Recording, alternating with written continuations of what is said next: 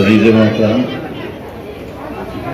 فاطمہ جبی صاحبہ اور اسٹیج پر سبھی ذمہ دار صاحبان اور میرے سامنے بڑی تعداد میں میرے نوجوانوں اور خواتین، مجھے ابھی ایک پرچہ آیا ہے، اس پر ایک شعر درج ہے۔ شاہین ایک پرندہ ہے جس کے بارے میں کہا یہ جاتا رہا ہے ماضی میں کہ کبھی کس ملک کا بادشاہ اگر مر گیا تو بادشاہ منتخب کرنے کے لیے کوئی ضابطہ نہیں تھا، لہذا شاہین اڑایا جاتا تھا، اور وہ شاہین جس کے سر پر بیٹھ جائے وہی اس ملک کا بادشاہ ہوتا تھا۔ شاہین کی خوبی یہ ہے کہ وہ ہوا کے ساتھ نہیں اڑتا، بلکہ شاہین کی خوبی یہ ہے کہ وہ خلاف ہوا میں اڑتا ہے اور آسمان میں چھا جاتا ہے۔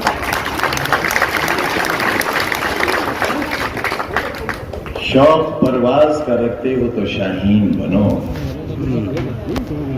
اگر اڑنے کا شوق ہے تو موافق ہواؤں میں نہیں، مخالف ہواؤں میں اگر اڑ سکتے ہو تو پرندہ بنو، اور اگر مخالف ہواؤں میں اڑ سکتے ہو تبھی شاہین بن سکتے ہو، ورنہ کیا بنو گے؟ اگلے مصرعے میں ہے، شوق پرواز کا رکھتے ہو تو شاہین بنو، ورنہ کوے بھی ہواؤں میں اڑا کر۔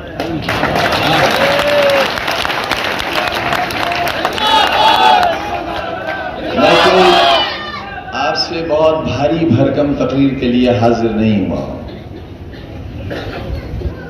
وہ ایک صحیح سمت دکھانے والی بات آپ سے پہلی دن ہو گئی تھی، اور ایک ہی بات کو بار بار کہنے سے بات کا وزن ہلکا ہوتا ہے۔ ہم کبھی جب شروع کی تھی سیاست تب مخالفین کا ذکر بھی کرتے تھے، ان کا نام بھی لیتے تھے، ان کی کمیاں بھی گناتے تھے، لیکن 2 یا 3 چناؤ جیتنے کے بعد وہ طریقہ ختم کر دیا، اور ایک بار تو ایسا ہوا، ایک صاحب جو بار بار میرے خلاف لڑتے تھے اور ہارتے تھے، وہ ہارنے کے بعد میرے پاس آئے اور مجھ سے کہا کہ میں تمہیں اتنی گالیاں دیتا ہوں جلسوں میں، تم اس کا جواب کیوں نہیں دیتے؟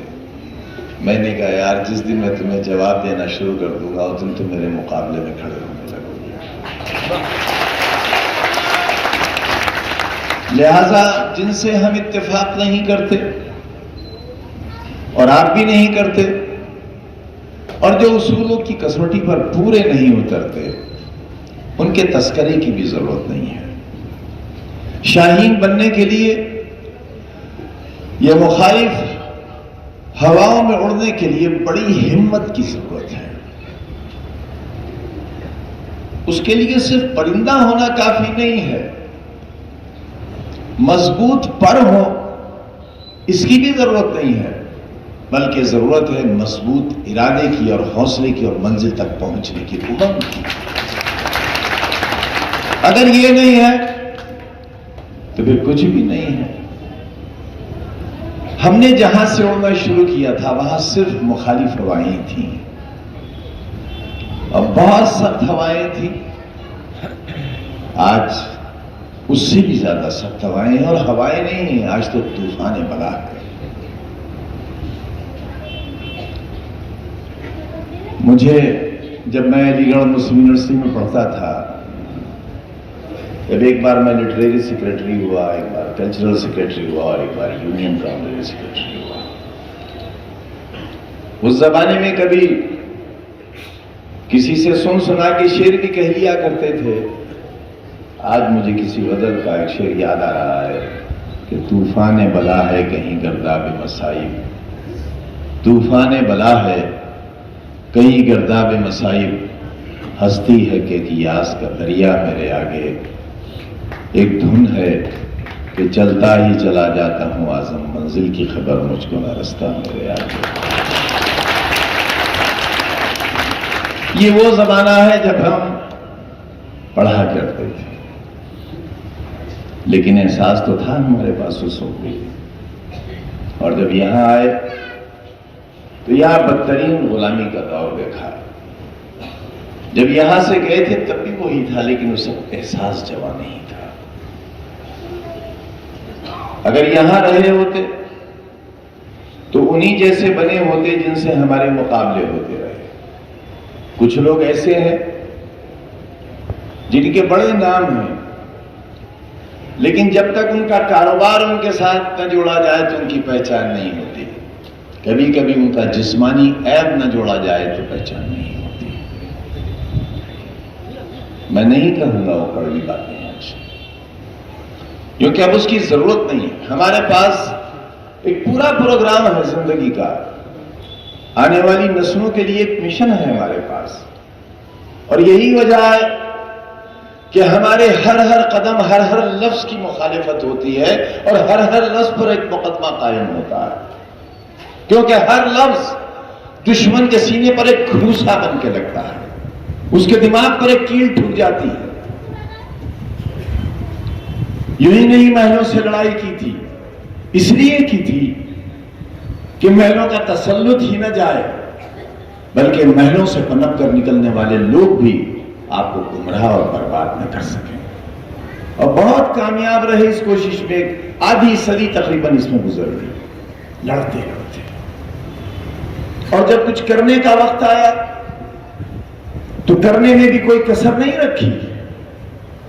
کبھی کسی نے سوال کیوں نہیں کیا جو آج مہینوں سے آشیرواد لے کر سڑکوں پر نکلتے ہیں کہ جب تمہارے آقا کچھ نہیں کر سکے، جن کی حکمرانی تھی، جن کے محل تھے، جن کے قلعے تھے، جب وہ رامپور والوں کو سڑکوں پر چلنے کی اجازت نہیں دیتے تھے، کیونکہ جس سڑک پر نواب کی گاڑی گزرتی تھی اس پر تمہاری سواری نہیں گزر سکتی تھی، تو جو ہمارے قدموں کو راستہ نہیں دے سکے، اتنی بڑی طاقت کہ ملکہ وکٹوریا کے برابر کرسی کرتی ہو، فرزند دل پذیر کا لقب ملا ہو، فرزند انگریشیا کا لقب ملا ہو، کیا دیا رامپور؟ کوئی یادگار، کوئی تو بتاؤ۔ میں جب شہر کی گھنی بستیوں سے گزرتا ہوں اور سڑکوں سے، تب اکثر ماضی کے بارے میں سوچتا چلتا ہوں کہ یہ کیسا تھا، آج کیسا ہے۔ ایک فروٹ منڈی ہوا کرتی تھی،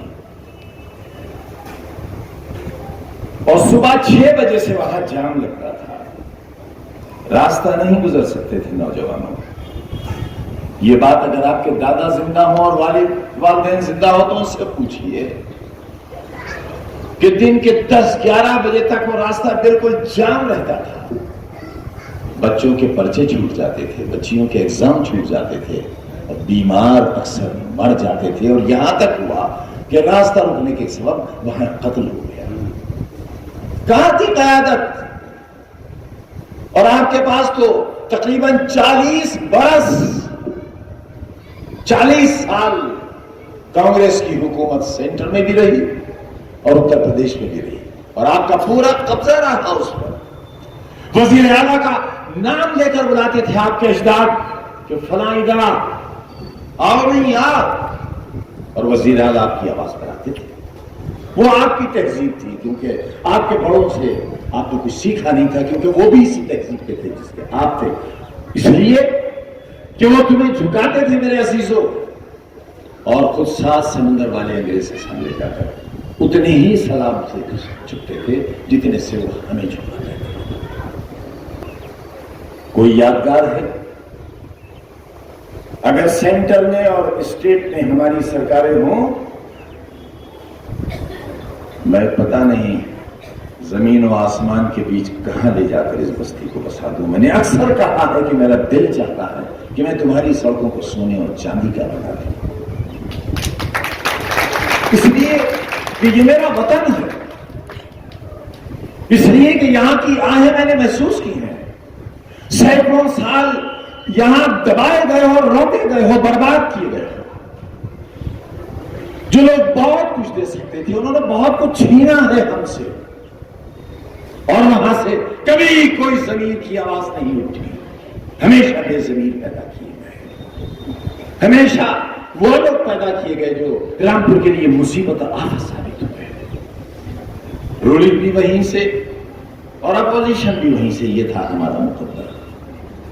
اور اس طوفان کے بیچ آپ کا ایک نوجوان ساتھی علی گڑھ سے آتا ہے اور چیلنج کرتا ہے ان تمام طاقتوں کو ایک ساتھ. کانگریس حکومت، نوابین، دولت مند اور یہاں کے بدماش، وہ اکیلا ہے، مگر اس کا پیغام اکیلا نہیں تھا. اس کی بند مٹھی میں تمہارے لیے بہت سے منصوبے تھے. وہ تمہارے چہروں پر خوشحالی دیکھنا چاہتا تھا، تمہارے پکے گھر دیکھنا چاہتا تھا. اس نے 1960، 1965، 1970، 1980 اور 1990 جیسا رامپور بھی دیکھا تھا، جہاں کچے مکانات تھے، جھوپڑے تھے، پھوس کے چھپر تھے، کچی گلیاں تھیں، مضبوط سڑکیں تھیں لیکن نوابوں کے لیے. فروٹ منڈی جیسے ہی ہمیں موقع ملا ہم نے خالی کرانا چاہیے، لیکن خالی یہی نہیں کرائی. جب تک ہمارے پاس نعم البدل نہیں ہوا ہم بلڈوزر لے کر کہیں نہیں پہنچے. ہم نے کسی کو بے روزگار یہی نہیں کیا. مال گودام کے سامنے ایک مارکیٹ بنا ہوا تھا ایک صاحب کا جو بڑے بدماش تھے یہاں کے اور بہت بڑے سیاسی نیتا تھے کانگریس کے. وہ سرکاری زمین پر بنا تھا اور اس وقت کے گورنر صاحب نے اس کا افتتاح کیا تھا. میں نے افسران کو بلا کر کہا کہ یہ مارکیٹ ہٹنا ہے، اس لیے کہ یہ سرکاری زمین پر بنا ہے. انہوں نے کہا کہ تمام ریکارڈ سرکاری زمین کے صحیح اور واجب ہیں، لیکن کیونکہ اس کا سنگ بنیاد گورنر صاحب نے رکھا تھا اس لیے ہماری ہمت نہیں ہے. مگر وہ نہیں ہوا جو انہوں نے کہا، وہ ہوا جو قانون کہتا تھا. دکانیں ہٹیں اور اسی کے سامنے ایک نیا مارکیٹ بنا سرکار کے پیسے سے، اور تمام دکانداروں کو ان سرکاری دکانوں کا مالک بنایا گیا، کرایہ دار نہیں بنایا گیا. آج بھی ہوگا وہ بازار، آج بھی. اسی طرح جب فروٹ منڈی کو ہٹایا گیا، مجھے افسوس یہ ہے کہ آپ دیکھتے تو ہو لیکن جو آپ کو نظر آتا ہے اس کے پیچھے کی تاریخ نہیں دیکھتے آپ. کہ اس مقبرے کے اوپر کہنے کو تو یہ تاج محل ہے، لیکن یہ صرف دل خوش کرنے کی محبت کی نشانی نہیں ہے. یہاں پر کچھ جسم بھی دفن ہے، کچھ ارمان بھی دفن ہے.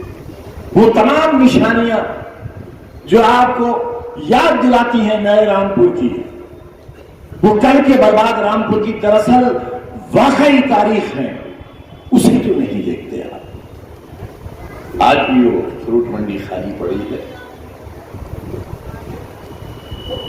لیکن اسے خالی کرانے سے پہلے ہم نے ایک بہت شاندار منڈی پہلے تیار کی، بہت شاندار. اناج منڈی اور فروٹ منڈی. اناج کے کاروباری بہت کم گئے، لیکن فروٹ منڈی کے ایک صاحب نے مجھ سے کہا، آئے میرے پاس، میں ڈاک بنگلے میں بیٹھا تھا، مجھ سے کہا اعظم بھائی غلطی مت کرنا اسے خالی کرانے کی. میں نے کہا نہیں، میں تو نہیں کرا رہا ہوں، تو مجبوری ہے، راستہ رکتا ہے. ابھی چند دن پہلے قتل ہو گیا یہاں، دوسری منڈی بن کے تیار ہے، رہ نہیں سکتی قانون. بولے خون کی ندیاں بہ جائیں گی، میں بھی کر لے رہا. لیکن صبح جب فروٹ منڈی خالی ہونے کے لیے ہم نے انتظامات کیے تو وہی صاحب جو خون کی ندیاں بہانے آئے تھے وہی میرے پاس آئے اور بولے خالی کر دو رہے، یہ ڈنڈے لے کے کیوں آئے؟ فروٹ منڈی خالی ہوئی اور آپ انہی لوگوں سے پوچھئے جن کو 1000 روپے کا فائدہ ہوتا تھا انہیں 1 لاکھ روپے روز کا نفع ہونے لگا. ٹھیک اسی طرح جس طرح فٹ پاتھ پر بیٹھے ہوئے چاقو کے دکاندار آج 1-1 کروڑ کی دکان کے مالک ہیں.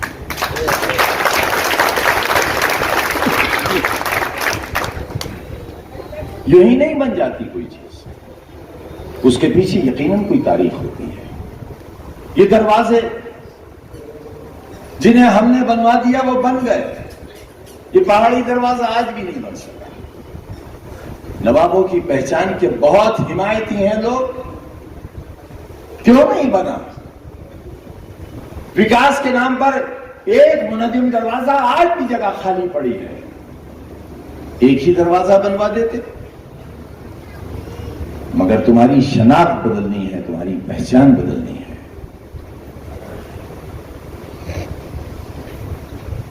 باب نجات نہ رہے اور باب حیات نہ رہے, کیونکہ باب نجات کا مطلب آپ بھی نہیں سمجھ سکے اور باب حیات کا مفہوم آپ کو بھی آپ کے صحیح لوگ نہیں بتا سکے. اس لیے ان کے ناموں کے ساتھ دوسرے نام بھی بڑھا دیے گئے. یہ ہوا وکاس کیونکہ اس رامپور کی نجات اور حیات سے آج کا نظام اتفاق نہیں دیتا, وہ نہیں کرتا. بات سمجھ میں آتی ہے مگر اے کم نصیبو, تمہاری سمجھ میں نہیں آتی, یہ بات ہماری سمجھ میں نہیں آتی کہ باب حیات اور باب نجات کی پہچان کو آپ نے مٹنے دیا اور ہم جیل کی سلاخوں میں بند رہے. ہمیں قید میں ڈال کر باب علم کی تاریخ کو ختم کر دیا گیا اور ایک نیا نام لگا دیا گیا. کتنا بڑا منصوبہ ہے تمہاری تباہی کا کہ باب علم کا نام بدلا گیا, تمہارے ہاتھ سے قلم لے کر پھر ایک بار چاقو سے تمہاری پہچان کرائی گئی. یہ پرانا رامپور آج کا رامپور بنے, کیا اسے چاہو گے؟ نہیں چاہو. کیوں؟ جب میں راجیہ سبھا میں تھا, آپ کے یہاں ایک MP صاحبہ کانگریس سے ہوا کرتی تھی. ہمارا کئی ملکوں کا ڈیلیگیشن گیا ہوا تھا, میں بھی اس میں ہوا تھا. جب ہم لندن میں تھے اور لندن کی رانی کا محل دیکھ رہے تھے تو واقعی وہ اتنا خوبصورت تھا, اتنی حسین نقاشی تھی کہ میں نے اپنے ساتھیوں سے کہا کہ میرے دل میں آتا ہے خیال کہ اللہ جب شداد کی جنت تو نے اٹھائی تھی تو یہ محل کیوں چھوڑ دیے, انہیں بھی اٹھا دیا. وہ اتنے حسین محل. محترمہ میرے برابر کھڑی ہوئی تھی, بولی بہت پسند آ رہے ہیں آپ. جی آپ کو تو محلوں سے بہت نفرت ہے. میں نے کہا سواج بھی ہے اور اس محل سے بھی نفرت ہے, لیکن یاد وہ آ رہے ہیں جن کے ہاتھوں سے یہ محل تعمیر ہوئے اور نقاشی ہوئی. میں انہیں یاد محلوں کو نہیں. اس کے بعد جو جواب سنا میں نے ان سے, اگر اسے یاد نہیں رکھو گے نوجوانوں اور اپنی آنے والی نسلوں تک ان کے منصوبے منتقل نہیں کرو گے تو نہ جانے ہم جیسے کتنے لوگ جیل کے سیخچوں کے پیچھے دم توڑ دیں گے اور تمہاری بات کہنے والا پھر کوئی دوسرا پیدا نہیں ہوگا. مجھے جواب سننے کو ملا کہ محلوں کا دور پھر واپس آئے گا, انہی محلوں کے آگے جھکنا پڑے گا آپ کو. میں نے سارے MPs کو جمع کر لیا اور میں کہا دیکھیے یہ ہے لوک تنتر کی نمائندہ. یہ بات الگ کہ اس کے بعد پھر اس ڈیلیگیشن سے واپس ہندوستان آ گئی, لیکن آج بھی ان کے منصوبے یہی ہیں کہ محلوں کا راج واپس ہو. اگر وہ نہیں آ سکتے تو ان کے سامنے جھکنے والے آپ کے بھائی بن جائیں, ان کے حق میں تیار کر لو. اپنے گھوڑے کی رسی اپنے ہاتھ میں رکھنا چاہتے ہو یا ان کے ہاتھ میں دینا چاہتے ہو جنہوں نے صدیوں تمہارے اوپر سواری کی ہے. یہی سمجھاتے سمجھاتے ہم 2 مقدموں کے صرف فیصلے ہوئے ہیں, سینکڑوں باقی ہیں. اور دونوں مقدموں میں جو میکزیمم سب سے بڑی سزا ہو سکتی ہے وہ ہمیں ہوئی ہے، مجھے بھی عبداللہ کو بھی، اور آج یہاں چلنے سے پہلے تحصیل سے حکم نامہ آیا ہم دونوں کے نام کہ آپ کا ووٹ دینے کا بھی حق ختم ہو چکا ہے، یہ آپ کو یاد دلایا جاتا ہے۔ کیا چاہتے ہو ہم سے؟ ووٹ دینے کا حق ختم ہوا ہے، ووٹ مانگنے کا حق ابھی ختم نہیں ہے۔ میں وہ حق مانگنے آیا ہوں، میرے سارے حقوق ختم ہو گئے، لیکن ایک حق باقی ہے کہ میں ہندوستانی ہوں، یہ میرا وطن ہے، میرے اجداد کی قبریں ہیں، اور یہی پیچھے میرے دادا دفن ہیں۔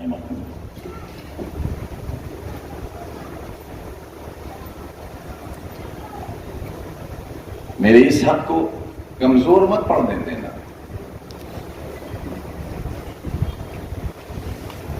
اور ہماری مضبوطی آپ کو، آپ کا ایک گرم احساس ہمارے کتنے زخموں کا مرہم بنتا ہے، کتنی تکلیفوں کا علاج بنتا ہے۔ دو آپریشن ہرنیا کے ہوئے، آپ سوچو اپنے آپ سے کہ کتنے دن آپ کو بستر پر لیٹنا چاہیے تھا۔ 2 بجے میں ڈسچارج ہوا اپنے آپریشن تھیٹر سے اور کمرے میں آیا، اور فجر کی نماز پڑھ کے اس لیے چل دیا کہ ایک ایسی خاتون مقابلے میں ہے، میں باہر ہوں لیکن اس کا شوہر آج بھی جیل میں ہے۔ نہ میں نے اپنی صحت کی، نہ آپریشن کی، نہ زندگی کی کوئی پرواہ نہیں کی۔ کتنا چل رہا ہوں، کتنا دوڑ رہا ہوں، 2 بڑے آپریشنز کے باوجود آپ کے سامنے اس کی اجرت نہیں مانگ رہا ہوں، آپ سے دے بھی نہیں پاؤ گے، اس کا بدلہ بھی نہیں چاہتا، آپ سے دے بھی نہیں پاؤ گے۔ احساس کر لو بھائی، یہی میری زندگی کا انعام ہے، میری تکلیف۔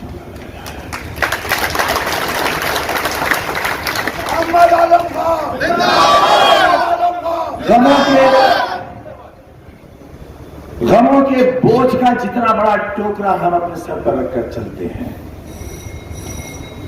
اس میں سے اگر ایک غم بھی آپ کے سر پر آ جائے تو اٹھ نہیں سکو گے زمین سے۔ جتنے مقدمات ہیں ان سب میں عمر قید کی سزا ہے، پھر بھی کھڑے ہیں آپ کے سامنے۔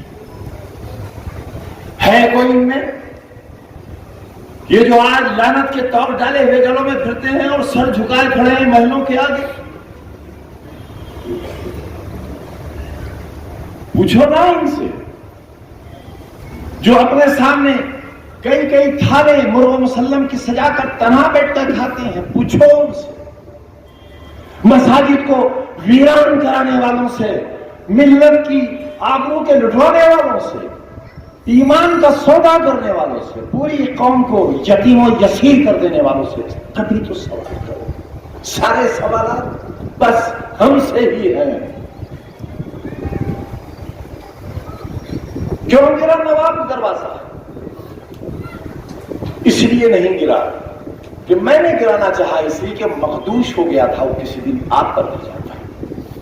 اور یاد رکھنا، یہ قلعے کا دروازہ کبھی اگر غور سے جا کر دیکھو تو کتنے حصوں میں تقسیم ہے، کب یہ گر جائے گا کوئی نہیں کہہ سکتا، اور کتنے لوگ اس میں دب کے مر جائیں گے کوئی نہیں کہہ سکتا۔ وہ دروازہ اس لیے نہیں تھا کہ وہ تمہاری شان تھا، اس کا نام حشمت پگلے کے نام سے نہیں تھا۔ جہاں جس کی بیل گاڑی چلا کرتی تھی اس زمین پر جس پر نواب کی چلتی تھی،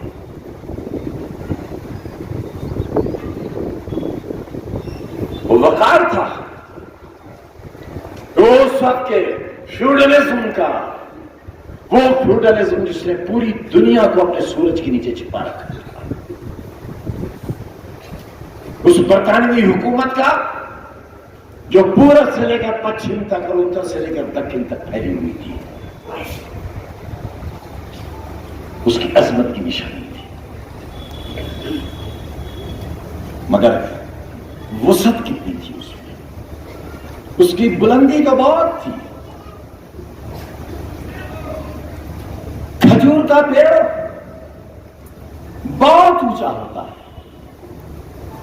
ناریل کا پیڑ بہت اونچا ہوتا ہے، پھل ہوتے ہیں چند اور سایہ بالکل نہیں ہوتا۔ ایسا ہی تھا وہ دروازہ، اس میں سے صرف ایک سواری نکل سکتی تھی اور وہ سواری تھی نواب، اور روز وہاں جام لگے ہوتے تھے۔ دیکھو نا، جسے تم شہباز دروازہ کہتے تھے، شہباز جہاں بیگم کے نام سے تھا، میں ان کے ماضی اور ان کی تاریخ پر نہیں جاتا، وہی عیدگاہ بنی ہوئی ہے۔ میں نے بہت زمانے پہلے جب یہ دروازہ بدلا بھی نہیں گیا تھا، میرے ایک دوست ہے قندہاری صاحب، جن کا پیٹرول پمپ بھی تھا اور ٹرانسپورٹ بھی تھی، میں ان کے پاس بیٹھا تھا اور اتنے پیسے نہیں تھے کہ میں بورڈ بنوا سکتا، کیونکہ بورڈ بہت مہنگا بن رہا تھا۔ میں نے قندہاری صاحب سے کہا کہ یار یہاں ایک عیدگاہ گیٹ کا بورڈ لگوا دیجیے، انہوں نے وہ گیٹ بنوا کر، اور تبھی سے یہ ارادہ تھا کہ جب کبھی اس قابل ہوں گے تو رامپور والوں کو نکلنے کے لیے ایک چوڑا راستہ ضرور فراہم کریں گے۔ آج عیدگاہ دروازہ کتنا چوڑا ہے، اس کے باوجود بھی وہ بہت چھوٹا ہے، اسے اور بڑا ہونا چاہیے۔ وہاں اس جیسا ایک گیٹ اور نہیں بنا، آنے والے کل بہت دشواری ہوگی۔ آپ کے شہر میں اگر کم سے کم 15-20 فلائی اوور نہیں بنے تو آنے والے 4-5 سالوں میں آپ شہر کی سڑکوں سے نہیں نکل سکیں گے۔ وکاس کا نام لینے والوں، 7واں برس ہے تمہارا اور 12واں برس ہے دلی سے لے کر لکھنؤ تک اور رامپور تک۔ کوئی ایک یادگار، کوئی ایک نشانی تو بتا دو، سوائے اس کے کہ جو ہم نے بنایا تھا اس کو بھی برباد کچھ یاد نہیں۔ کتنا بڑا ٹریننگ سینٹر بنا کھڑا ہے پولیس لائن کے سامنے، پورے ہندوستان کے آفیسرز یہاں ٹریننگ لینے آتے، یہاں ٹھہرتے، کتنے لوگوں کو کاروبار ملتا، کتنا کام بڑھتا، خوشحالی آتی۔ لیکن جب سے سرکار گئی ہے وہاں ایک پیسے کا بھی کام نہیں ہوا۔ جو ڈیوائیڈرز ہیں سڑکوں کے، جہاں سے ٹوٹ گئے ہیں وہاں ٹوٹ گئے ہیں، جو بینچ اٹھا کر لوگ لے گئے ہیں ان کی جگہ دوسری بینچ نہیں لگی ہے، پولس میں جو بلب فیوز ہو گئے ہیں وہ بلب بدلے نہیں گئے ہیں۔ ہائے ہوا باب حیات، کیونکہ ہماری زندگی سے جڑا ہوا تھا، باب نجات جو نجات کا راستہ دیتا تھا ہمیں، ان کے نام ضرور دوسرے نام لگا دیے گئے اور علم کے دروازے سے ہمیں محروم کر دیا گیا، تاکہ ہمارے ہاتھوں میں پھر چاقو اور چھریاں آ جائیں اور پرانے رامپور کی تاریخ میں واپس لوٹ جائے۔ یہ نہیں کرتے، اور تمہاری آنکھیں نہیں کھلتی، بڑوں کی نہیں کھلتی، سمجھ میں آتا ہے، لیکن ہمارے نوجوان کی نہیں کھلیں تو آگے راستہ بہت اندھیرا نہیں پڑتا ہے۔ آپ سے یہی درخواست کرنے کے لیے آیا کہ ایک ایک شہر ایک ملک کا حصہ، میں نے 1000 بار کہا ہے کہ ہندوستان کا نقشہ ٹانگ دو یہاں اور رامپور کو ہٹا دو، اس میں وہ ہندوستان نہیں ہوگا، وہ کوئی اور ملک ہوگا۔ ہندوستان تبھی مکمل ہوگا جب اس میں رامپور کا نقشہ ہوگا، اور رامپور میں ایک ایسا شہر جہاں ایک ستارہ چمکتا ہوا ہو۔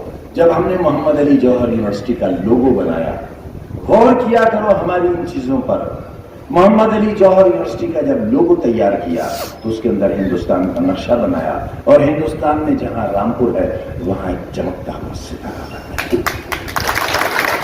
مگر کیا کریں، ہم تو آپ کے لیے چمکتے ہوئے ستارے اندھیری کوٹریوں میں تلاش کرتے ہیں، مگر آپ کو اپنی نگاہوں سے وہ ستارے نظر نہیں آتے، اور آپ ان لوگوں کے پیچھے دوڑنے لگتے ہو جو نہ کل تمہارے تھے نہ آج ہیں، اور نہ کل ہو سکتے ہیں، کیونکہ ان کے پیروں کے نیچے اپنی زمین نہیں ہے، ان کی کوئی سوچ نہیں ہے۔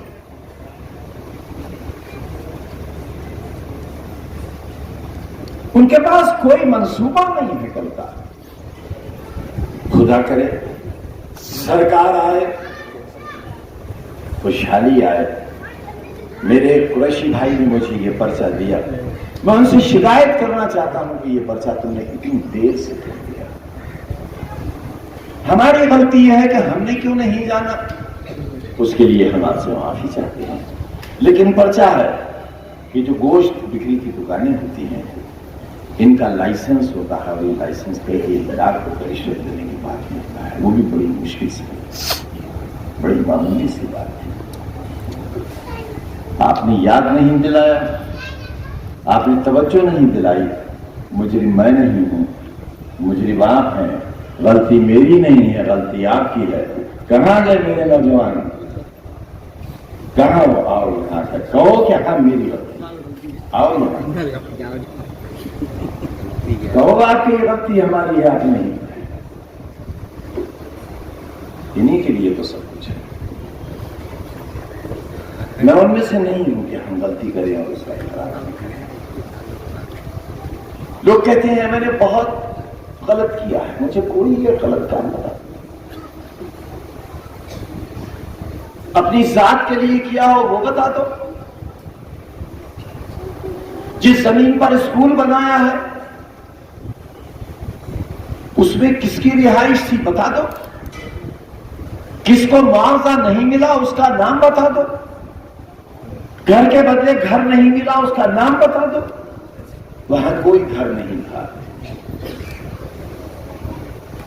بھینسوں کو کھڑا کرنے کی جگہ ہی تھی، مگر پھر بھی معاوضے جہاں کالونیاں بنی ہیں وہ بھی مقدمے ہمارے اوپر ہیں۔ جس شخص نے ان کو مکان دلوائے اور دیے جن کے پاس رہنے کے پاس کوئی چھپر کوئی آسرا نہیں تھا، آج اس کے پاس جیل کی چھت ہے،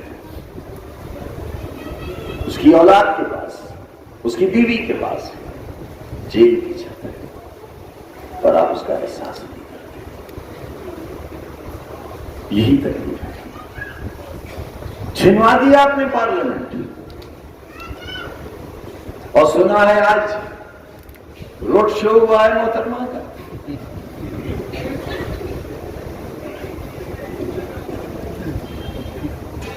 ہم ہارے نہیں ہیں، نہ ہم پارلیمنٹ ہارے ہیں، نہ ہم اسمبلی ہارے ہیں۔ دیش کے چڑھانے والوں اچھی طرح جانتے ہو ہمیں ہرایا نہیں جا سکتا تھا، اس لیے ہٹایا گیا۔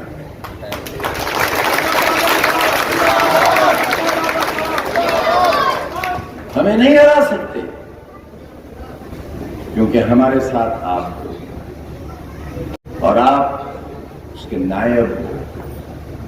جب وہ ہمارے ساتھ ہے اور اس کے نائب ہمارے ساتھ ہیں، نہیں ہرا نہیں ہرا۔ کوئی تکبر نہیں کیا کبھی، آپ کی سڑکوں آپ کی گلیوں پر مضبوط وزارت کرنے کے بعد بھی کبھی ہوٹر نہیں بجایا۔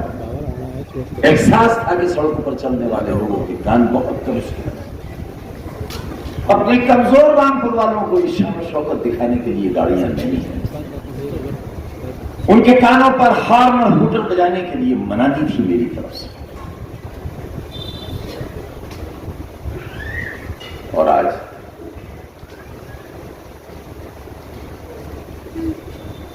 لوگ اس طرح ہوٹل بجاتے چلتے ہیں، گویا وزیر اعظم ہمارا۔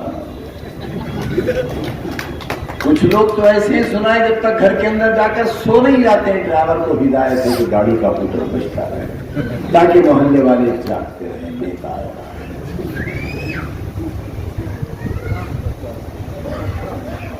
ایسی گھٹیا سوچ کے لوگ، اتنی اذیت دینے والے لوگ کیا کبھی تمہاری نمائندگی کا آگے بھی رکھ سکیں گے؟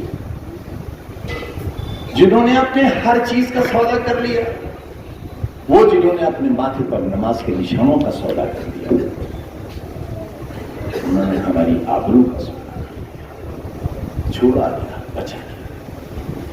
ان لوگوں کو اپنی مثال مت بناؤ، انہیں اپنا آئیڈیل مت بناؤ، ان کا کہنا مت مانو، وہ جہاں کھڑے ہوتے ہیں اس راستے پر مت چلو، وہ جو تمہیں اپنی منزل بتاتے ہیں اسے جہنم جانا۔ اظہر خان کی جیل میں ہے، ان کی اہلیہ مقابلے میں ہے کہ غیرتدار قوم کی یہ مثال ہونا چاہیے تھی کہ پورا رامپور ایک آواز دے کے یہ کہتا کہ نہیں، کوئی پرچہ نہیں ہوگا۔ جس کا شوہر اس جرم میں جیل میں ہے کہ پانی کی ٹنکیاں کیوں اتنی بنا دی گئی، یہ پیسہ الاٹ سرکار نے کیا تھا، سیور لائن کا پیسہ سرکار نے دلوایا تھا، یہاں کے پارکوں کا پیسہ حکومت نے دیا تھا، وہ خزانے کا پیسہ تھا، ہماری محنت اور ٹیکس کا جو آج تک ہمیں نہیں ملا تھا۔ ہم نے اس کی حصے داری پر اپنی دعوے داری کی تھی اور ہم وہ پیسہ لے کر آئے تھے۔ یہ ہمارا حق جو آدھی صدی تک ہمیں نہیں ملا تھا، ہم نے اس ماضی کی آدھی صدی کا بھی حساب چکتا کرنے کے لیے اس کی پہل کی تھی، مکمل نہیں کیا تھا۔ ابھی ہمارا کام مکمل نہیں ہوا ہے، ہم نے صرف یونیورسٹی بنائی ہے، ابھی ٹھیک سے چلائی نہیں ہے، ہم نے صرف چند اسکول بنائے ہیں۔ ہم اگر زندہ رہے تو انشاءاللہ اتنے ہی اسکول بنائیں گے کہ تمہارے بچوں کو ہائی وے پر نہیں جائیں گے۔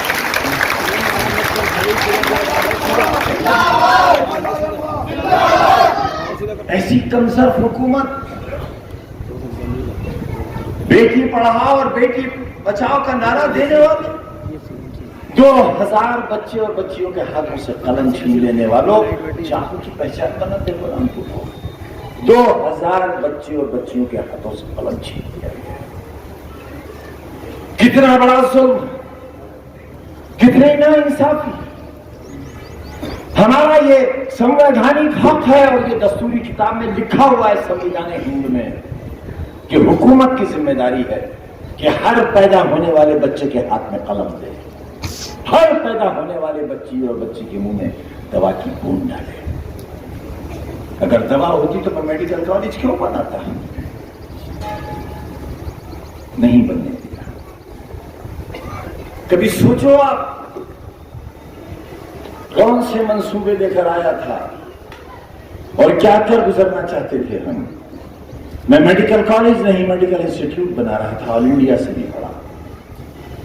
اگر وہ بن گیا ہوتا تو آج جو لوگ بیماری سے مر جاتے ہیں، موت تو یقیناً وقت پر آئے گی، لیکن کسی کو مراد آباد، بریلی، دلی اور بمبئی نہیں جانا پڑتا، بلکہ وہاں کے لوگ الحمدللہ یہاں آتے۔ یہ تھا ہمارا، لیکن آس نہیں توڑی ہے، امید بھی نہیں چھوڑی ہے۔ آج بھی منصوبہ یہی ہے، آس بھی یہی ہے، امید بھی یہی ہے۔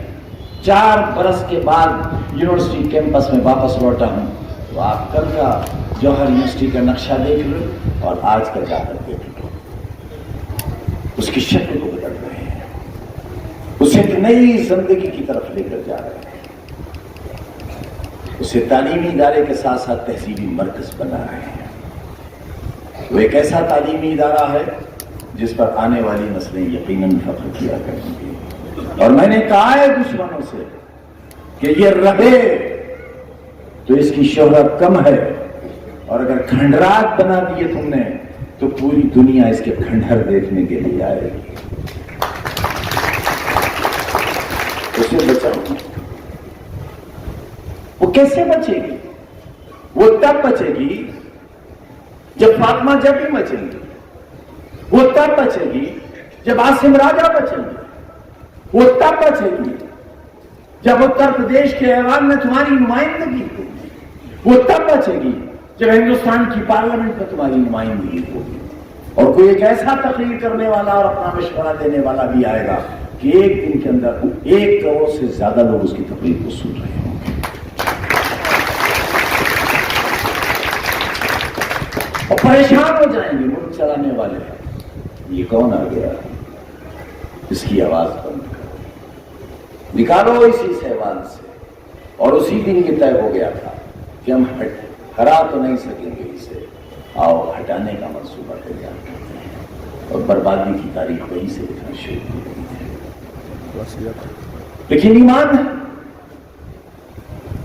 1977 में जो कहा था आपसे कि पत्ता नहीं हिलता जब तक अल्लाह का हुक्म नहीं होता, वही ईमान आज भी है। और जब ये ईमान है तो फिर रास्ता भी नहीं बदलेंगे। हम गलत रास्ते पर हैं ही नहीं तो रास्ता बदलेंगे। हम कल भी सही रास्ते पर थे, आज उसी रास्ते पर लेकर आपको चलना चाहते हैं, अपना हम सफर बनाना चाहते हैं। हमने तो अपनी 2 रोटी की रोजी का एक जरिया बनाया था, तो उसका नाम भी हम सफर ही रखा, जहां तिजोरी तलाश की गई। बताओ, चोरी करे कोई, बरामदगी हो हमारे यहां से।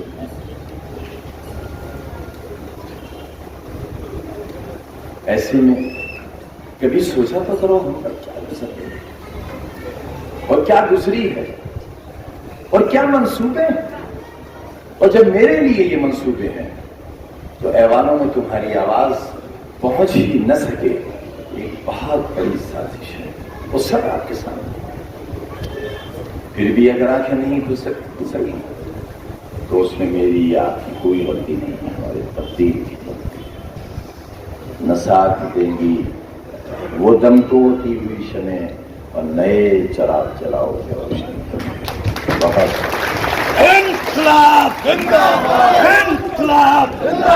बहुत शुक्रिया आप तमाम, इंशाल्लाह करेंगे, हाथ उठा के।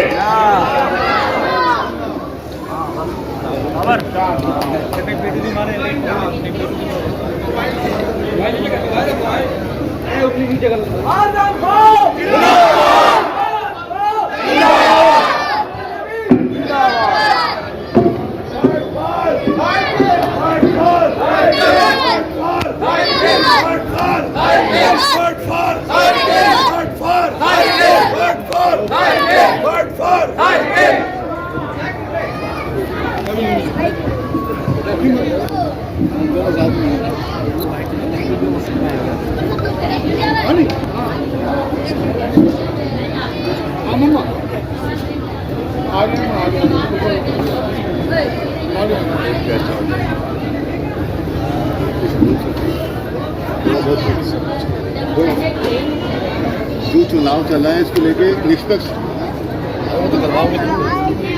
तुम क्यों आए हो? तुम आए क्यों?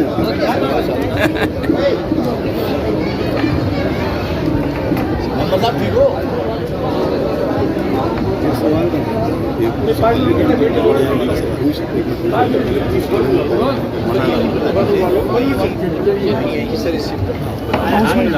आजम भाई, आजम भाई, शुक्रिया था। आजम भाई, ये चुनाव को लेकर प्रशासन ने जो खाका तैयार करा, रेड कार्ड जारी करे, क्या लगता है चुनाव निष्पक्ष होंगे? इससे जरा बताइए।